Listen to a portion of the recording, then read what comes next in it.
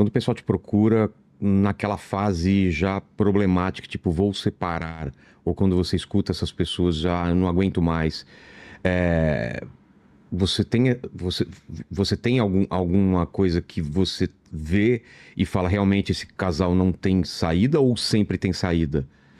Eu sempre... Claro que estamos tirando a parte de agressão, a parte Claro, de isso daí tudo bem, mas eu tô falando de brigas mesmo pesadas ou recorrentes, porque eu vejo meus pais brigam, eles estão, sei lá, 56 anos. Sua mãe ali, bate Então, na porta errada. Exatamente, eles brigam até hoje, mas estão juntos, né? Eu duvido que se eles começassem o relacionamento agora, vocês iam estar juntos. Na primeira briga já tinham separado, né? E deve ser fofo as brigas deles, né? Hã? Deve ser fofo os dois brigando. Não, nada fofo, tá louco. É criatura, você não sei o Mas quê. é bonitinho porque velho se implica. Velho se implica o tempo Implica todo. o dia inteiro.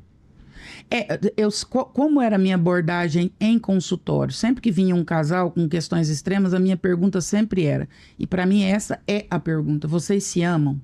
Porque eles vinham falando sobre os problemas. Ah, ele me traiu, ah, ela é chata, ah, ele não cuida, ah, ele não trabalha, ah, ela só fica na mãe dela. Vinha com a lista de problemas. Eu falava, não vamos falar sobre os problemas. Os problemas a gente trata nas próximas sessões. A pergunta indispensável é, vocês se amam? Porque se houver amor, todas as possibilidades são reversíveis. Se não houver amor, nada é reversível. E o amor? A gente teve um episódio no final do ano passado com a Lucelena e a gente tava falando sobre amor e ela falou que amor era uma decisão, né? Tem pouco a ver com sentimento e mais com decisão. Você decide amar uma pessoa. E a partir desse cuidado que você tem todo dia, a partir dessa atenção, esse amor é impossível dele não florescer. Desde que você tome essa decisão, né? Ele é decisão e ele é ato, né? Amor não é um sentimento. Ah, eu acordei amando. É um exercício, né? Amor é atitude. Amor é você acordar de manhã, ir lá na cozinha, tomar um copo d'água e trazer um copo d'água e dizer, meu bem, trouxe um copo d'água pra você porque eu tava com sede. Imaginei que você pudesse estar também. Pois é. Amor é atitude. Amor não é sentimento. Amor é pedir desculpa. Amor não é assim, é abrir a porta do carro. Não, não é sobre isso. Amor é preocupação. Mandar uma mensagem durante... Já almoçou? Quer que eu leve alguma coisa para você? É esse tipo de situação. Eu falo e é bem... Não vai ser muito difícil de eu me emocionar, porque eu me emociono muito fácil. Eu perdi minha irmã agora em julho. Tem 3 meses. E eu falo assim que eu vi várias manifestações de amor. Teve uma pessoa que me mandou uma mensagem, por alguma razão ela descobriu que eu estava velando a minha irmã naquele momento e me mandou uma mensagem, estava dentro do velório. E me mandou a seguinte mensagem: doutora, estou aqui no velório, não a conheço, o meu sonho é te conhecer e te dar um abraço. Mas hoje o dia não é para isso. Permanecerei no velório até a hora que a senhora enterrar a irmã da senhora. Estou aqui para, e listou. Se precisar de água, se alguém precisar de comida, se alguém precisar ser levado no hospital, estou aqui para servir a família da senhora. Em outro momento eu vou dar esse abraço e esse sonho de conhecê-la. Mas eu estou aqui em atitude para cuidar da senhora e da família da senhora, porque eu imagino que não está sendo fácil. Isso para mim é amor. É quando você vai além. É quando você pensa sobre a necessidade do outro. E aí é uma coisa que a gente perdeu muito e que as pessoas antigas tinham muito. É você bater na porta do outro e falar, eu fiz um bolo de fubá, queria trazer um pedaço para você aqui. Pois é. Essa era comum. Ontem foi o lançamento do livro e as pessoas só entravam na livraria se fossem comprar o livro, porque era noite de autógrafo, não dava para receber todo mundo, milhares de pessoas. Uma pessoa ficou lá no vidro, batendo, me dando tchau, e fiz assim, entra, e pedi para liberar. Aí ela veio com um guardanapo e me entregou, falou, doutora, eu não pude comprar o livro da senhora, mas eu gostaria do autógrafo da senhora, a senhora autografa aqui no guardanapo, porque eu quero levar essa lembrança. Falei, por que você não pôde comprar o livro? E ela começou a chorar, ela disse, porque eu não tenho dinheiro, mas em algum momento eu vou ter e eu quero levar esse livro. Eu falei, o livro é seu. Catei o livro, autografei e entreguei. Eu acho que atitude, ela fala muito. E é tão pouco e é tão simples. O que você pode fazer pelas pessoas que estão ao seu redor? O que você pode fazer pela pessoa que trabalha dentro da sua casa? É justo você passar um Natal com a sua mesa regaçando de trem, sobrando, o dia vai jogar fora, e a sua funcionária está fazendo o maior esforção para conseguir comprar um peru? Então, assim, essa conta para mim, ela não fecha. Então, são coisas tão minúsculas, que a gente pode fazer como atitude de amor pelo outro e a gente não faz. E todo mundo pode fazer alguma coisa. Todo mundo. Ninguém é tão pobre que não possa fazer. O cara que recolhe o lixo na porta de sua casa, é você perguntar, 3 horas da tarde, se fosse você Talvez você estaria com sede, com calor. É você perguntar pro cara, véi, tá com sede? Correr lá dentro com uma garrafa e entregar. Não é possível que você não tenha um copo d'água para dar para uma pessoa. Então, amor para mim são essas atitudes diárias. Tanto que Jesus é muito sábio, né? Teologicamente ou psicologicamente, do jeito que você quiser pensar ele, ou filosoficamente. Jesus diz que amar não é uma escolha. Amar a todos. Jesus manda a gente amar a todos, amar a Deus. Inclusive os inimigos. Aí você fala, não, mas que difícil. Uma coisa é amar, outra coisa é gostar. Jesus não mandou a gente gostar de todo mundo. Gostar é conviver. Gostar é querer na sua mesa. Gostar é chamar para tomar um vinho. Gostar é querer ver o futebol junto. Amar é para todo mundo. Amar é um copo d'água, é um respeito, é um desejar bem. Isso é amar. E isso dá para fazer até pelo cara que tá lá na colônia penal. Pois é. E ainda falando de amor, o problema de hoje em dia no mundo é falta de amor, realmente, você acha? Porque eu acredito. Vendo as redes sociais e esse ódio, essa falta de paciência, né, que as pessoas têm. Eu acredito, profundamente. E qual é a raiz disso, essa falta de amor? Nós fomos nos distanciando daquilo que nos era mais precioso, né, Vilela? A vida ela não é muito complicada, ela é bem simples. Também acho. É simples. Se você começar a olhar para aquilo que é mais precioso, não precisa ampliar, não. Nós começamos a escrever livros sobre propósito. Qual o meu propósito? Não, propósito é muito grande. Arruma sua cama. Trata bem sua funcionária. Seja idôneo com as pessoas. Vamos voltar ali. Faz o dever de casa primeiro. Se você fizer o dever de casa, aí você amplia. Aí você queira virar Mahatma Gandhi, Madre Teresa de Calcutá. Mas primeiro arruma sua cama. Cuida do seu quarto. A pessoa não arruma a casa e quer consertar o mundo, né? Preocupa com quem vai usar o banheiro depois de você. Se você fizer essas mínimas atitudes, você já revoluciona o mundo e a história da humanidade. Eu sempre falo sobre isso. Quem vence quando você vence? Você venceu na vida, em alguns aspectos, talvez na grande maioria. Quem venceu junto quando você venceu? É só sobre isso. Quando eu venço, um monte de gente precisa vencer junto comigo. Eu preciso carregar. Agora, graças a Deus, tive a oportunidade de trocar minha casa, comprar uma casa que eu gostaria de ter. Quando eu entrei para dentro da minha casa, eu imaginei o que a minha funcionária sentiria. Ela nem casa própria tem. Você já imaginou? Ela trabalhando numa casa daquela grande, cheia de coisa lá, e ela pensar que ela nunca teve uma casa no nome dela com 60 anos de idade? Quem vence se você vence? E aí eu falei para ela, vamos lá, vamos comprar a sua casa? Agora a gente pode, agora nós vamos comprar a sua casa. E o quanto ela ficou emocionada de trazer o papelzinho e dizer, patroa, com 60 anos eu vou ter uma casa no meu nome. Isso não é boniteza, isso não é caridade, estou aqui falando para impressionar ninguém, não.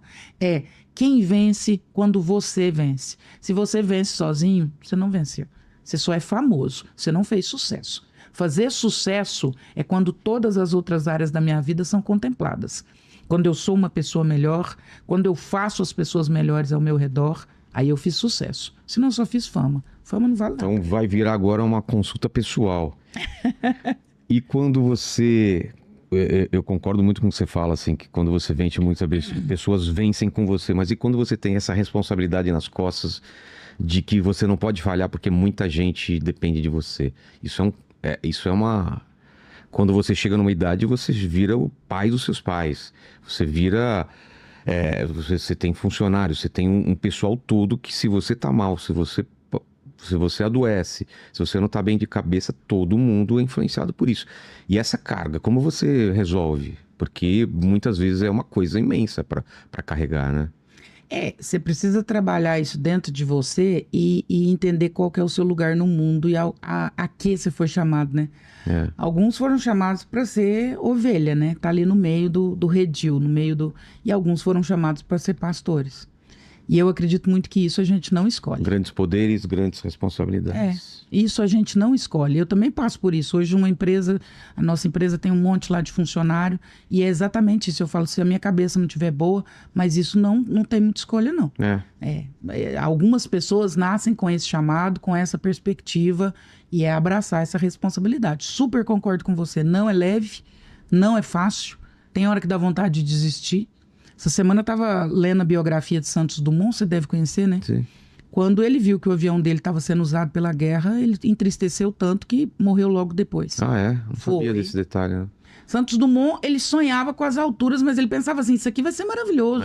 Nós vamos diminuir distâncias. De repente, ele vê o avião deles, a invenção soltando deles. bomba.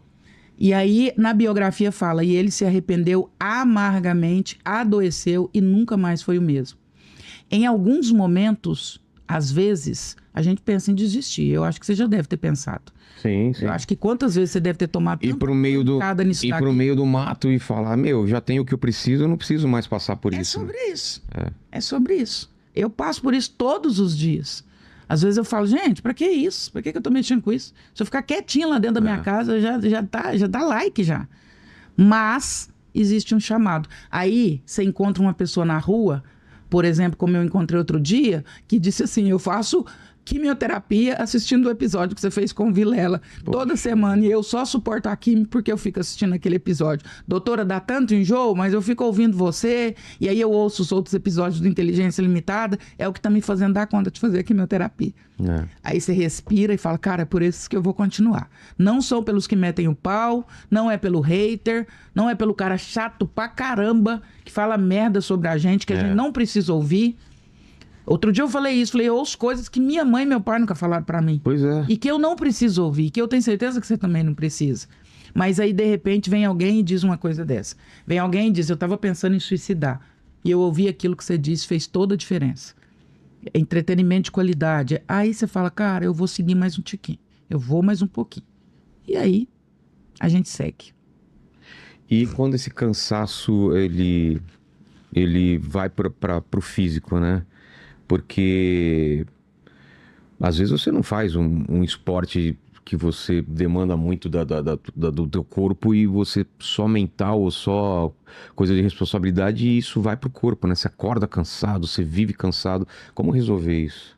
Existem 3 tipos de cansaço. Tem o cansaço físico, tem o cansaço emocional e tem o cansaço existencial. Tá. Para cada um deles, uma solução. Para o cansaço físico, descanso. Repouso. E o descanso ele é um pouco mais profundo do que a gente pensa. Uma coisa é dormir, outra coisa é adormecer neuropsiquicamente. Para o cansaço físico, descanso. Para o cansaço emocional, acessar as suas emoções, entender o que está acontecendo, por que a vida perdeu o sentido, por que eu estou tendo que regular as minhas emoções o tempo inteiro, por que eu estou ansioso. Então, para o cansaço emocional, acessar essas emoções. Para o cansaço existencial, mudar de rumo. A minha vida não tem sentido, eu tô fazendo um monte de coisa, mas eu não sei se isso muda alguma coisa, eu já tô cansado, isso não tem graça, eu acordo e não sei pra que eu vou mexer com o trem. Aí tem que mudar. Aí você tem que mudar de rumo. Aí não adianta férias, não adianta Maldivas. Precisa estar empurrando com a barriga. Aí você precisa mudar de rumo. É o famoso vazio, né? Você tá com algum vazio. É o famoso vazio. Eu senti isso muito quando eu trabalhava em empresa. Tava tudo bem, eu ganhava bem, eu era diretora de empresa, poderia ter ficado lá. Mas eu cheguei na Faltava alguma coisa? Segunda-feira eu acordava e falava, não acredito que eu tenho que ir pra esse lugar. Não acredito que eu tenho que suportar essas pessoas. Aí é mudança de vida mesmo. Aí é mudança de rumo. Aí é sinal que você tá na trilha errada. Você precisa, como diz lá em Minas, mudar o trieiro. Você tá no trieiro errado. Aí tem que ir por outro. Porque aí já não tem mais. E muita gente tá passando agora o que você tá falando. Como fazer essa mudança? Porque também não é fácil, né? A pessoa tem as crenças dela, tem todo um investimento, né, profissional, estudou para aquilo e de repente viu que não era. E estamos falando só de trabalho, também a gente pode falar de relações, de amizade e tudo mais. Como que faz para tomar um rumo? Porque eu sempre tive facilidade para mudar a minha carreira e mudar, mas eu entendo as pessoas que têm dificuldade, que estão apegadas a essas coisas. Como que faz? A pessoa que agora está passando por isso. Primeiro, é respirar e entender. Esse é o meu momento. Assim, eu estou absolutamente desestimulado em entender se o cansaço é físico, emocional ou existencial. Ela viu que é existencial. E aí? Ela já chegou nessa conclusão. Aí ela precisa entender qual que é a área da minha vida que esse cansaço existencial está pegando muito. A minha área é profissional. Senta e escreve aí um prós e contras. Tá. O que tem de bom e o que tem de ruim. E compara essas duas listas. Comparei, realmente está tudo muito ruim. Então agora eu preciso pensar num plano B. Dentro de um tempo. Porque nós somos adultos, né? A gente não faz assim. Eu também já mudei de carreira algumas vezes. Mas aí dentro de uma linha do tempo. Não dá para você acordar segunda e falar... Sim.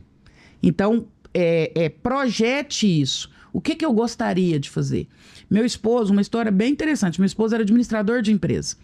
E aí um dia a gente tava fazendo uma caminhada num parque, ele falou, porque eu vou fazer uma pós-graduação e não sei o quê, porque eu preciso... Falei, pós em quem e tal? Falei, você acha que você com 40 anos, um menino que acabou de formar em ADM, com 24, quem vai ter mais chance no mercado de trabalho aí, não sei o quê? Você acha que essa pós vai fazer diferença? Você vai gastar tanto e essa pós vai fazer diferença? Talvez agregue um pouco. Falei, fecha os olhos. Paramos até a caminhada. Falei, fecha os olhos. Ele trabalhava numa empresa de pisos. Sim. Falei, fecha os olhos e faz de conta que tem uma fada madrinha aí na sua frente. Fechei. Que concede um desejo. O que você gostaria de fazer, assim? Acessa sua alma, assim, seu coração. O que você amaria fazer, que você faria pela vida toda? Ele falou, nossa, quando eu tô lá fazendo um negócio dos pisos, lá pensando, aquilo ali eu viajo, eu esqueço até o que eu tô fazendo. Nossa. Eu adoraria ser arquiteto, assim, eu acho que seria lindo ser arquiteto. Falei, acabou a caminhada. Vamos lá na faculdade agora, vamos fazer a inscrição pro vestibular. Você vai prestar vestibular para arquitetura. Você tá doida? Eu tenho 40 anos. Vou começar a arquitetura com 40 anos. São 5 anos de curso. Falei, 5 anos até você começar. O dia que você começar é 4 anos, 360 dias. Depois é 3 anos. 5 anos depois ele estava formado em arquitetura. 1 ano e meio depois ele era um dos arquitetos mais premiados da nossa cidade. Então... Foi planejado? Foi. Foi sofrido esses 5 anos? Muito sofrido. Com 40 anos, ele teve que sentar no banco com uma molecada. A nossa condição financeira fez isso, porque ele teve que trabalhar menos. Claro. Eu precisei segurar a barra nesses 5 anos, mas estava tudo certo, estava tudo justo, porque ele me apoiou durante tantos anos. Eu fazia doutorado, ele levava menino para ir lá mamar no meu peito, no estacionamento da faculdade, para eu voltar para estudar. Então, nada mais justo do que eu fazer isso por ele também. Sofremos, foi dentro de uma linha de tempo? Foi, mas 5 anos depois estava formado, estava feliz. E é sobre isso. Então, assim, nunca é tarde. Roberto Marinho começou a Rede Globo com 62. Ah, é? Ué. Não sabia. 62 anos. Caramba. McDonald's, o cara que iniciou o McDonald's também foi com mais de 60. O KFC foi com 65. Pois é. Não existe tarde para. Ainda mais com essa perspectiva de vida aí que a gente Comecei aqui o podcast com 50, olha só. Pra você ver. Exato. Mas a gente falou foi uma decisão dele e sua. E a pessoa que... A mulher agora, que o cara que separar e ela tá na vida agora, ela não quis essa mudança e de repente ela se vê numa vida nova e totalmente perdida. Eu imagino que uma pessoa que não escolheu alguma coisa ou é mandada embora e... Como que faz assim? Porque uma coisa é você construir, pensar e se preparar e mudar de rumo. Outra coisa é assim, a vida fala, agora se vira. Agora você tá separado e tem 2 filhos. Ou então agora você ganhava tanto, você tá sem nada. E aí?